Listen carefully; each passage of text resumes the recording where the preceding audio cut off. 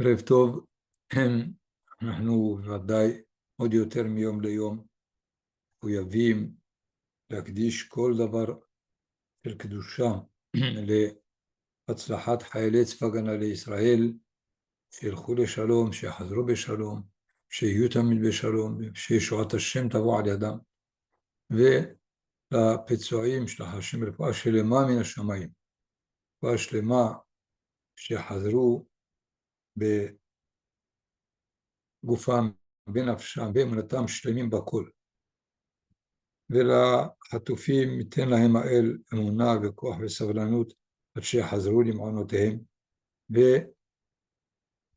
ולנופלים השם מקום דמם תהיה נפשם צרורה בצרור החיים, אמן.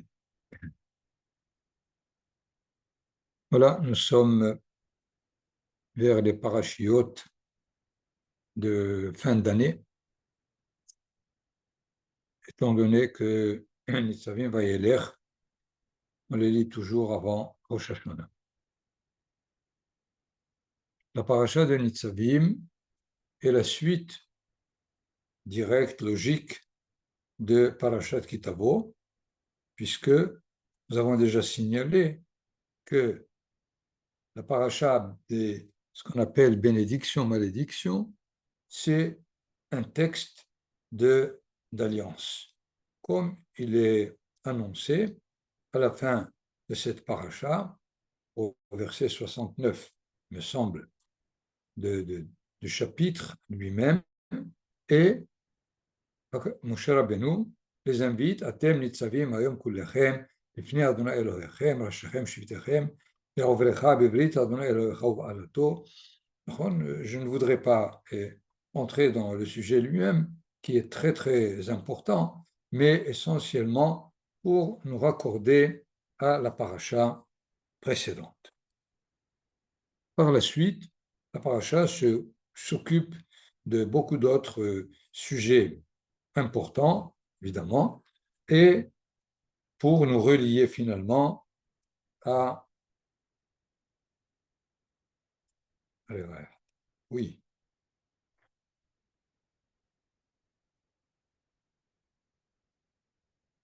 D'accord.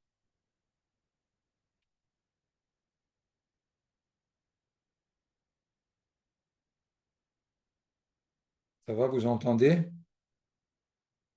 Allô? Vous entendez ce que je dis?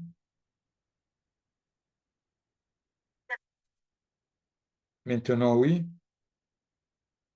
Ah, mais c'est l'air. Non, non. Vraiment, sliha, pour Myrti qui veut se joindre à nous, j'étais en train d'arranger le téléphone. Donc,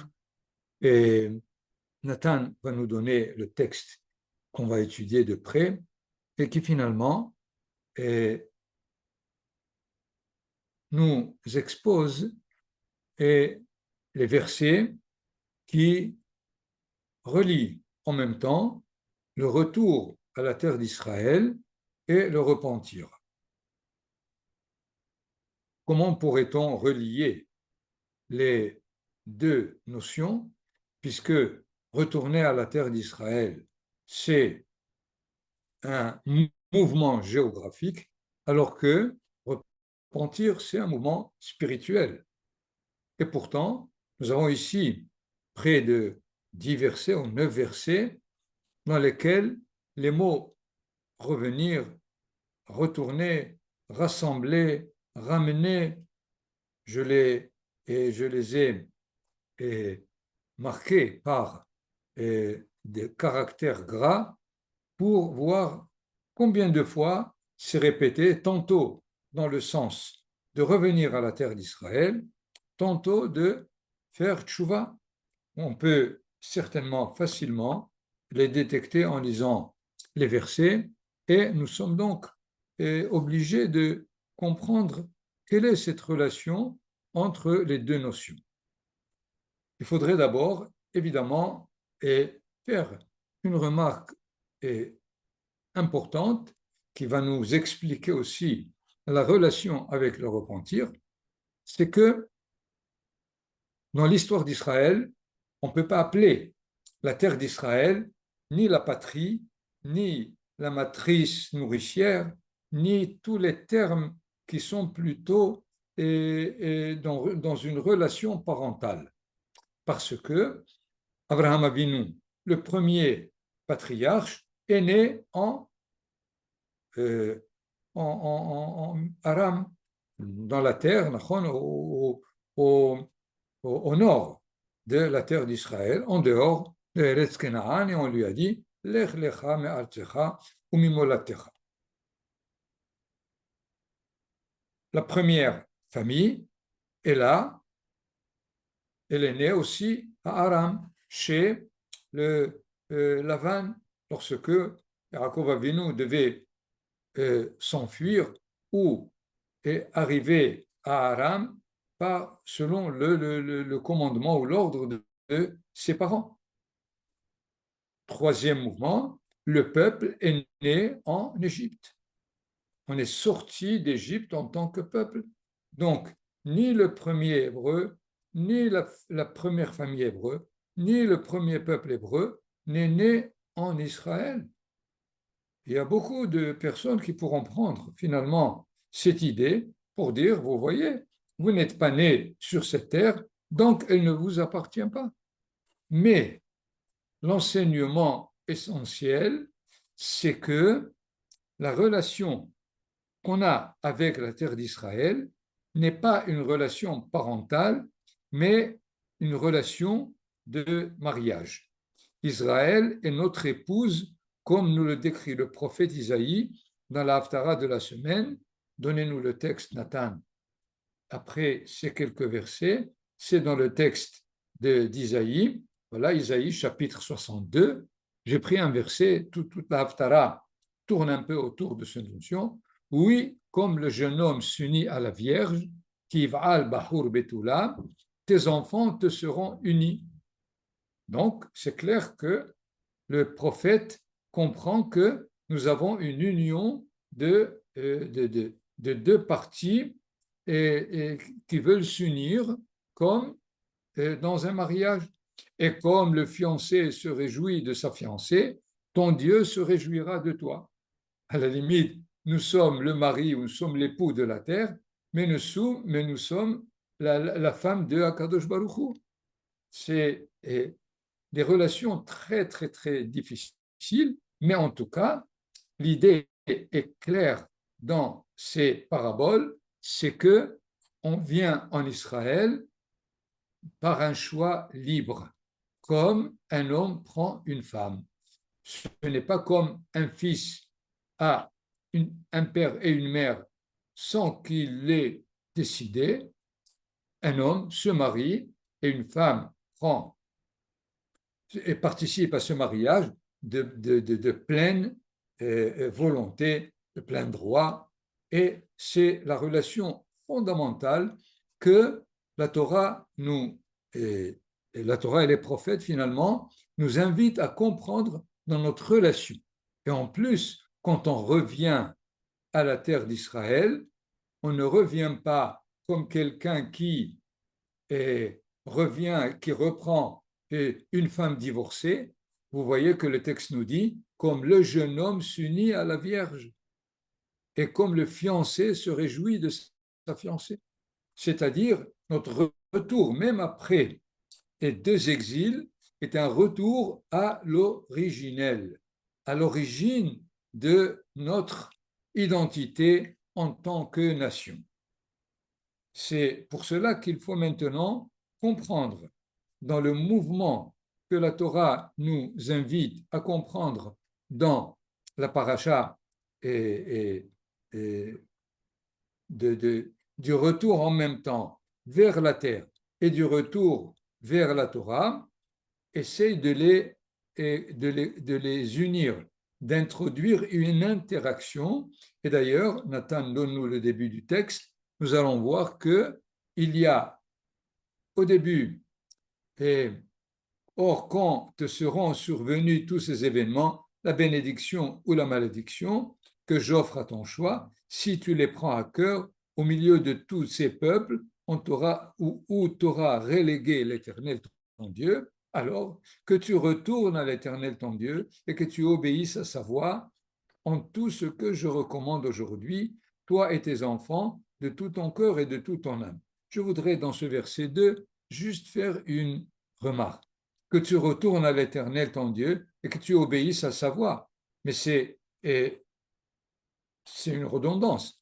Celui qui retourne à l'Éternel, c'est sûr qu'il obéit à sa voix. Non, c'est que le retour à l'Éternel, c'est le retour à la terre. Et alors, tu obéiras à sa voix en tout ce que je te recommande.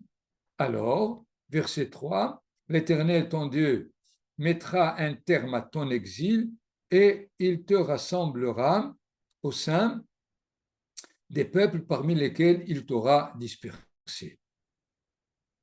Le verset 5 insiste plus, et il te ramènera, l'Éternel, ton Dieu, dans le pays qu'auront possédé tes pères. Il faut ici marquer le fait que le verset ne traduit pas comme dans la langue hébraïque, puisqu'il est dit dans le verset 3,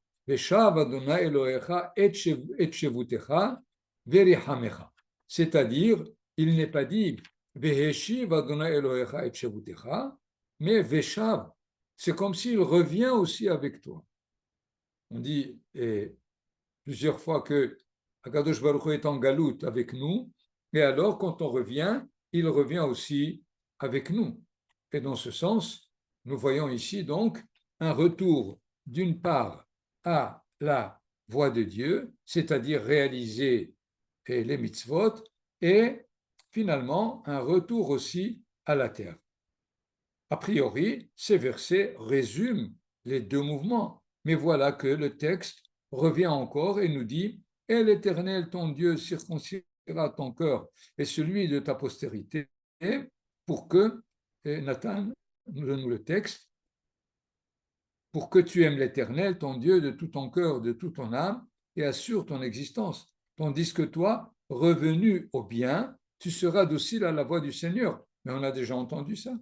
Accomplissant tous ces commandements que je prescris aujourd'hui, et le Seigneur ton Dieu te prodiguera des biens en favorisant tout le travail de Nathan, donne-nous le texte, de la main, le fruit de tes entrailles, etc., car il se plaira de nouveau à te faire du bien, comme il s'y est plu pour tes ancêtres. Et encore dernier verset, pourvu que tu écoutes la voix de l'Éternel ton Dieu en gardant ses préceptes et que tu reviennes à l'Éternel. Combien de fois la paracha nous répète revenir aussi bien à la terre et revenir à Hachem en écoutant ses commandements. Il semble que c'est un mouvement d'aller-retour dans ce double retour.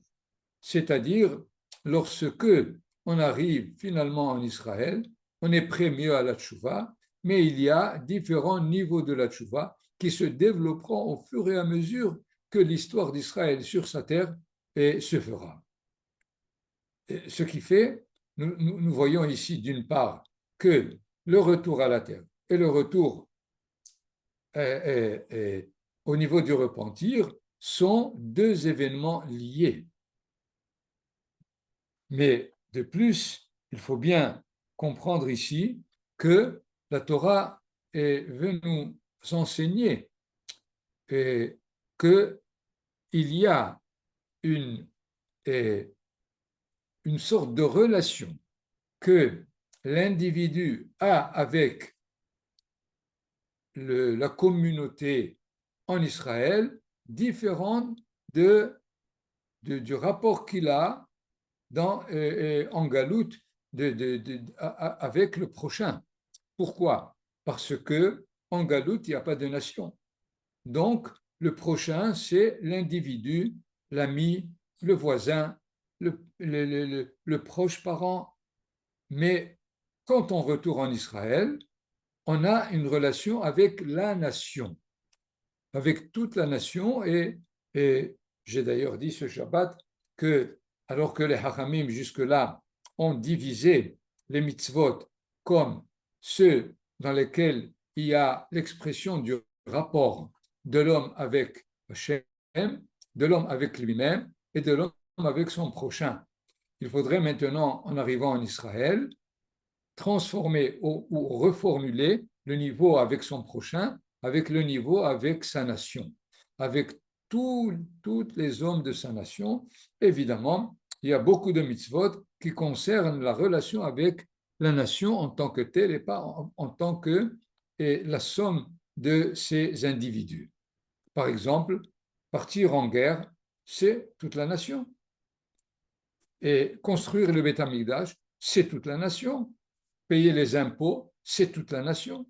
Et dans ce cas-là, finalement, les mitzvot prennent un autre sens, un autre poids spécifique de ce qu'est la mitzvah lorsque elle est réalisée seulement en face d'une personne d'Israël ou en relation avec toute la nation. Et quelques mots à propos de la tchouva, et puisqu'on y est, c'est que on a l'impression, on croit que la tchouva a été faite pour ceux qui font des fautes.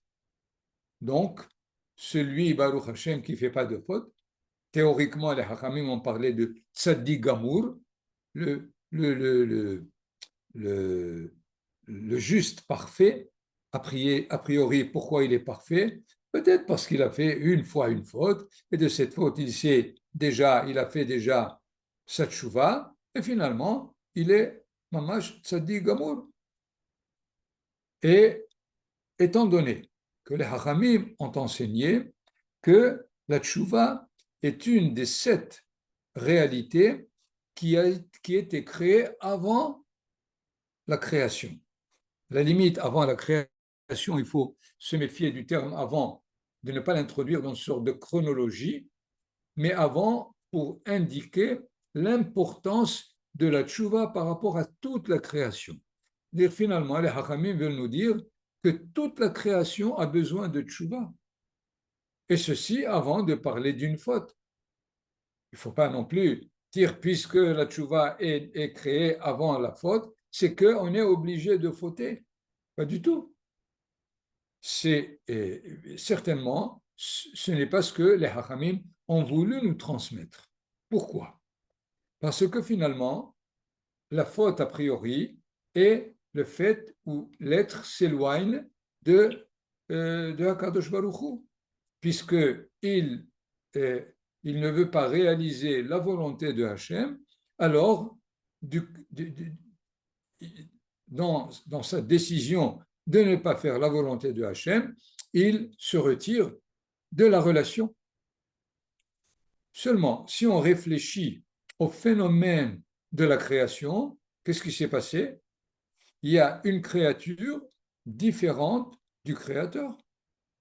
Mais la différence établit déjà une distance, un éloignement, à la limite, entre la créature finie et le Créateur infini par sa définition.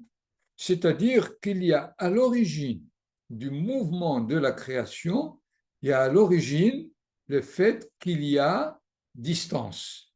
Et c'est pour cela que Akadosh Baruch Hu a créé la tchouva avant même toute création, c'est-à-dire le principe de base qui va aider à ce que cette distance d'origine va se réaliser à travers la tchouva. Donc la tchouva non seulement ne concerne pas seulement les religieux, mais même les non-religieux, et ne concerne pas seulement les juifs, mais même les non-juifs, elle ne concerne pas l'homme, mais même le monde animal, et à la limite, elle concerne tout le cosmos, si on peut dire, dans la création originelle. Donc, il faut bien comprendre là ce que finalement la tchouva invite. Évidemment, elle sert aussi pour ceux qui ont fauté. A priori, elle a été créée au-delà de la faute, en dehors de la faute, pour donner à et toute créature la possibilité de, de limiter, d'amoindrir cette distance qu'il y a entre la créature et le créateur. Et évidemment, lorsque la tchouva est faite seulement d'une faute ou d'une attitude, d'une conduite, elle est finalement individuelle. Mais lorsqu'elle est faite au moment où on revient en Israël, elle est faite par rapport à la nation, elle est finalement, elle demande une reformulation d'identité. Pas une reformulation de conduite, mais une reformulation de l'identité elle-même de l'être d'Israël. Et donc, cette chouva n'est pas du tout possible en galoute, parce que, je reviens encore, en galoute, on ne peut faire tchouva que d'une conduite incorrecte, alors que celui qui revient en Israël revient finalement à la nation, revient à l'identité d'origine.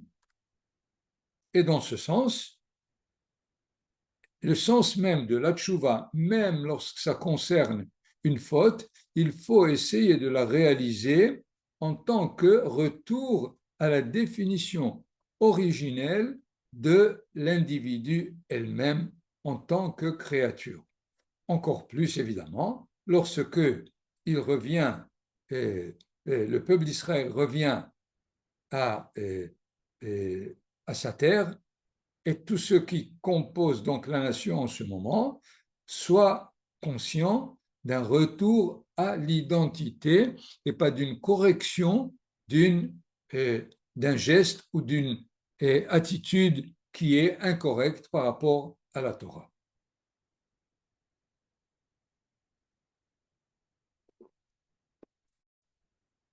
Voilà donc le premier sujet qui me semble important pour bien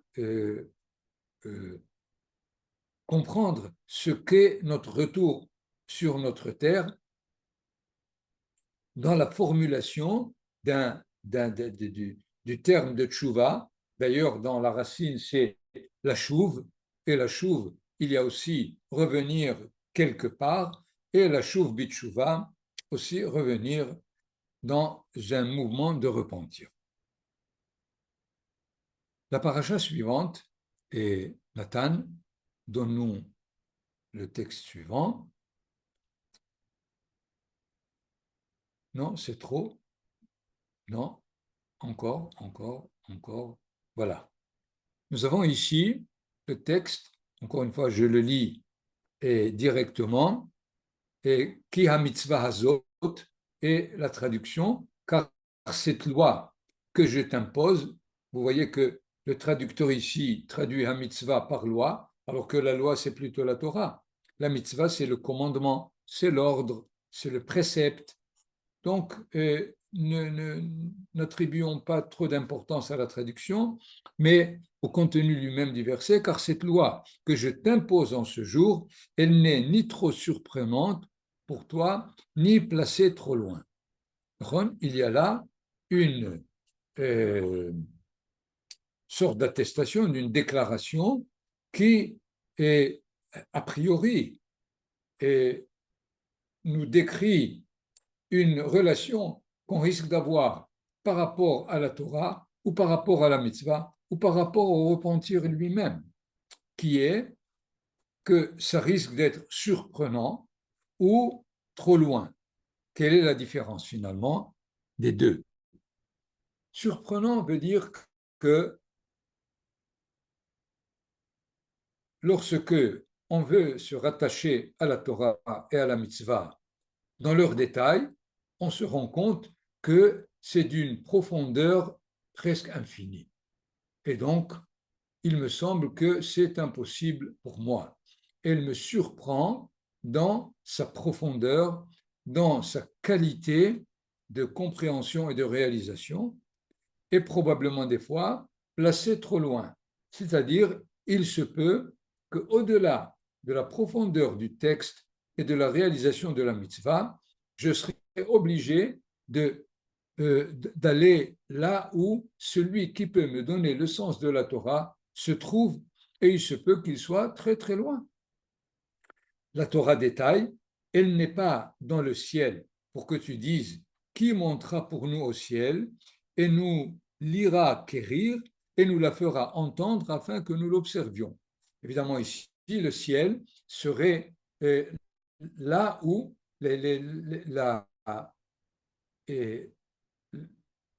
la prise ou l'emprise humaine est difficile. L'homme, il est de terre et il n'est pas du ciel. Et donc, le verset veut nous décrire cette surprise qu'on risque d'avoir au moment où on aborde la Torah. La surprise est de croire qu'elle est pour les anges, elle est pour les êtres célestes et pas pour les hommes terrestres. Ou bien, elle n'est pas non plus au-delà de l'océan pour que tu dises qui traversera pour nous l'océan et nous l'ira quérir et nous la fera entendre afin que nous l'observions. C'est-à-dire là, c'est plutôt l'idée de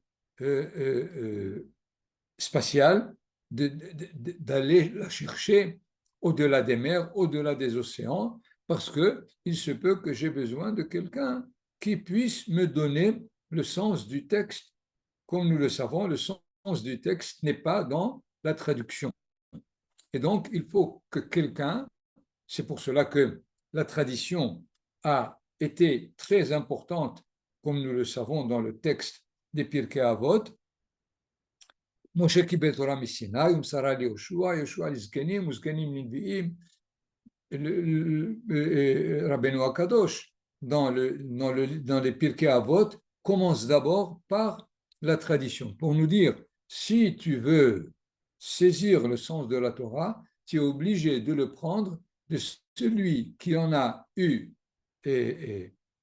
présence ou sens de quelqu'un qui lui a donné ceci jusqu'à Moshe Rabbeinu.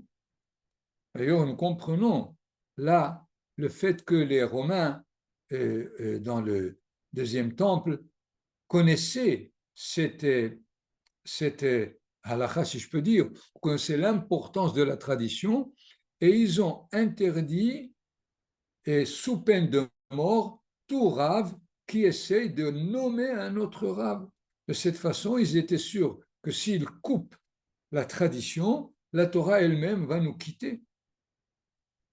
Et c'est pour cela qu'on risque d'avoir dans ce texte-là, les Hachamim, ou plutôt la Torah, nous détaille une attitude qu'on risque d'avoir et qui est probablement justifiée, et la Torah est trop profonde pour moi, je n'ai pas le IQ nécessaire, ou bien il faut que j'aille la chercher très très loin. Le texte nous dit, non, la chose est tout près de toi, tu l'as dans la bouche et dans le cœur pour la réaliser. C'est-à-dire, dans le texte lui-même, on nous dit que la parole est proche de toi, comment est-ce que ce verset nous résout le problème? Finalement, on a besoin d'un rave, on a besoin d'une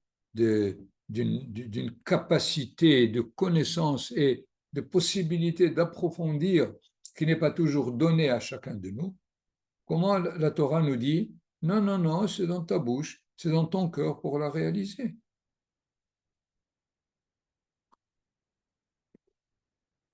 Il semble que la Torah veut nous dire, c'est vrai, que on peut s'étonner de ce qu'est la teneur de la Torah au niveau en même temps de sa profondeur qu'au niveau de la relation qu'il faut avoir de disciple à maître jusqu'à Moshe Rabbeinu, il n'y a aucun doute. Mais sache que si ce n'est pas possible, la Neshama du Ben Israël est faite de façon naturelle pour pallier quelque part et avec certaines et dans certaines conditions ou aménagement de l'étude pour qu'elle te soit proche, même si. C'est-à-dire, nous reprenons le texte, que elle est dans ta bouche, dans le cœur et dans la réalisation. C'est-à-dire, d'une part, il faut être celui qui l'étudie dans ton cœur, celui qui la formule dans sa bouche, celui qui est prêt à réaliser ce qui est fait. Et dans ce cas-là,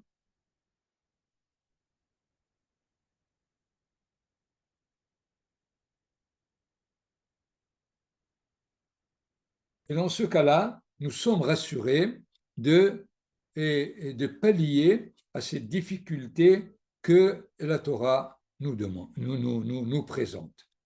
Voilà. Et dans ce cas-là, le fait que il faut bien comprendre que la Torah ne nous dit pas simplement des mots pour essayer de nous calmer, mais pour nous donner le secret lui-même de la relation avec la Torah. S'il y a un effort spécifique qui est nécessaire à l'homme de réaliser, il peut pallier à ces difficultés.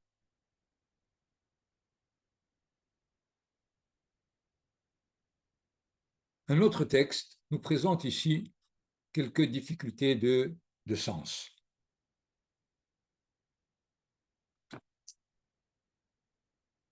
Moi, je te propose en ce jour, d'un côté, la vie avec le bien, de l'autre, la mort avec le mal, en faisant ce que je te recommande en ce jour, aimer l'Éternel ton Dieu, marcher dans ses voies, garder ses préceptes, ses lois et ses décrets, tu vivras, tu grandiras, et tu seras béni de l'Éternel ton Dieu, dans le pays où tu vas entrer pour le conquérir. La difficulté de ce verset, c'est que je pourrais lire le verset en retirant marcher dans ses voies. Pourquoi? Parce que relions et faisons abstraction de ces 4 mots en faisant ce que je te recommande en ce jour, aimer l'Éternel, garder ses préceptes, ses lois, ses décrets. Est-ce qu'il y a encore autre chose? Qu'est-ce que le terme vehalachta bidrachav, d'ailleurs qui est répété déjà 2 fois avant le texte de cette paracha, marcher dans ses voies? Qu'est-ce que cela ajoute? Les Haramim nous disent, je vous donne ici la définition, 2 définitions que les Haramim disent, marcher dans ses voies, vehalachta bidrachav, mahu rahum afatarahum, mahu hanun afatahanun. C'est-à-dire, de la même façon qu'il est miséricordieux, tu seras aussi miséricordieux. Quelle est finalement l'importance de cet enseignement? Nous savons que le Ben Israël a comme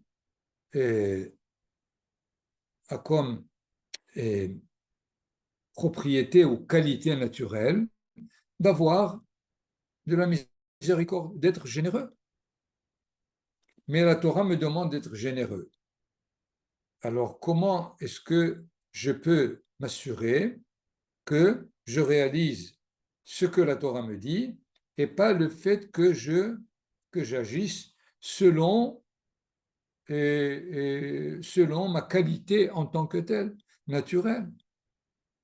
La Torah, dans le fait de me demander marcher dans ses voies, ça veut dire essayer d'être généreux, miséricordieux, comme Hachem le fait.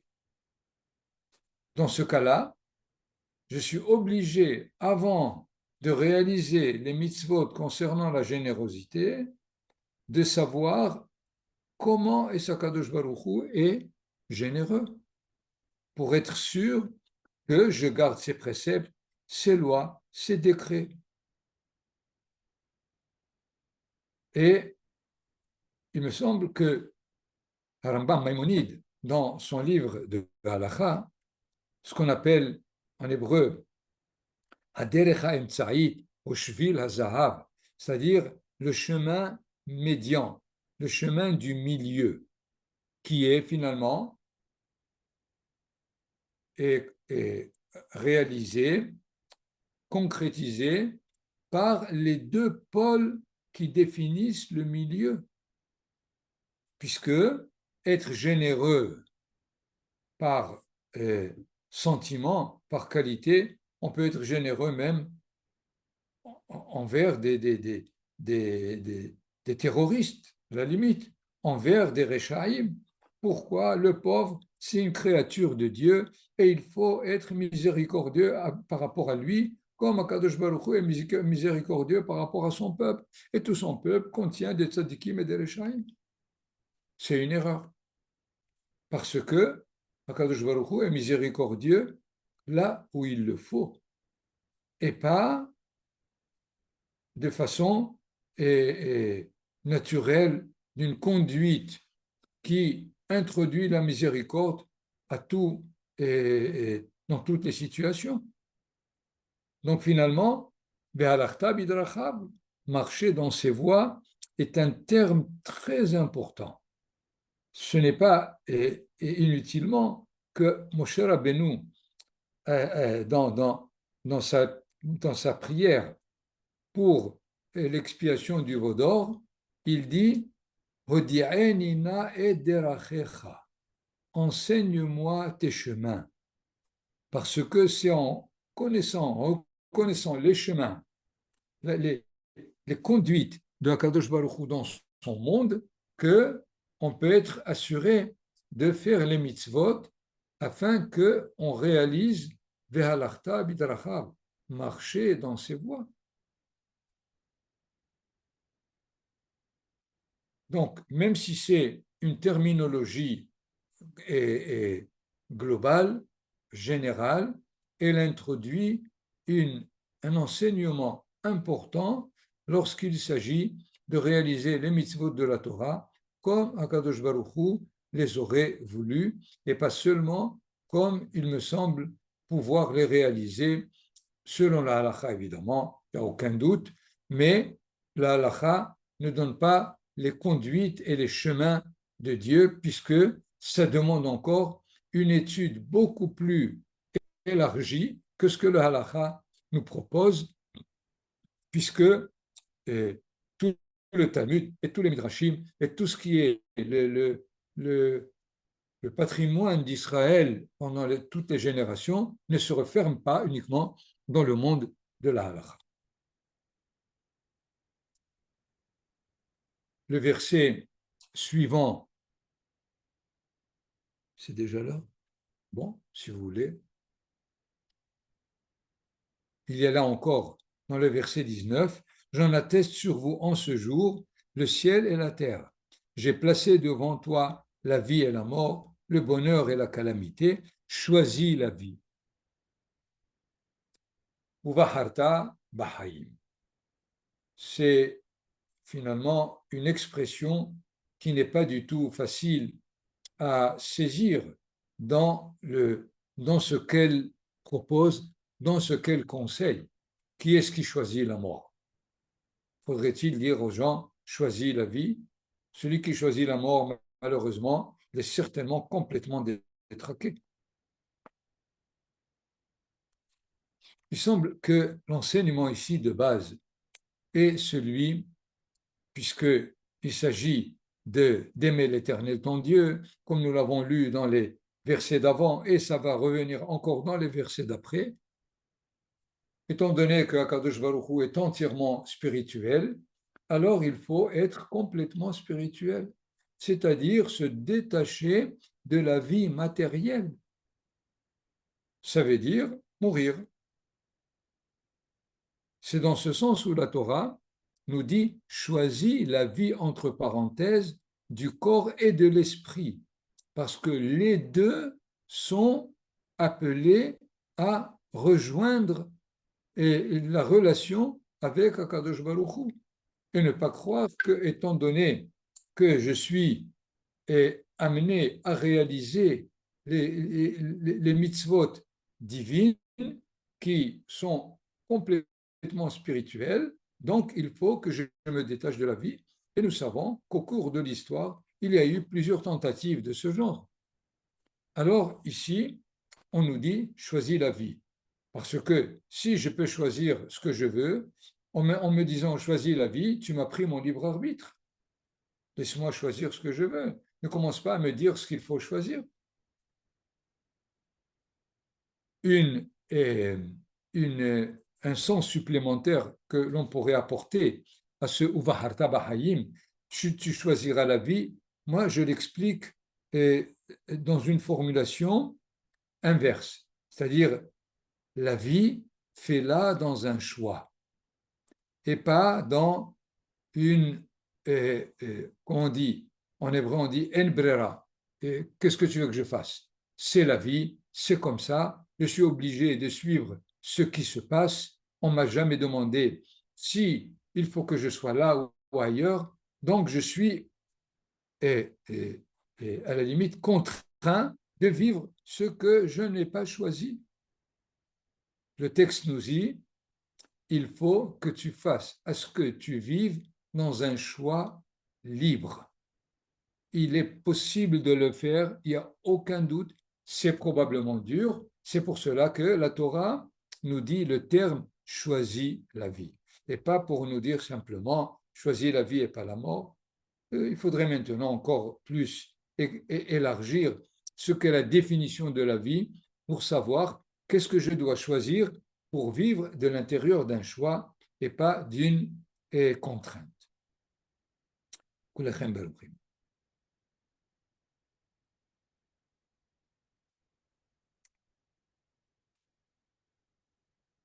Bon.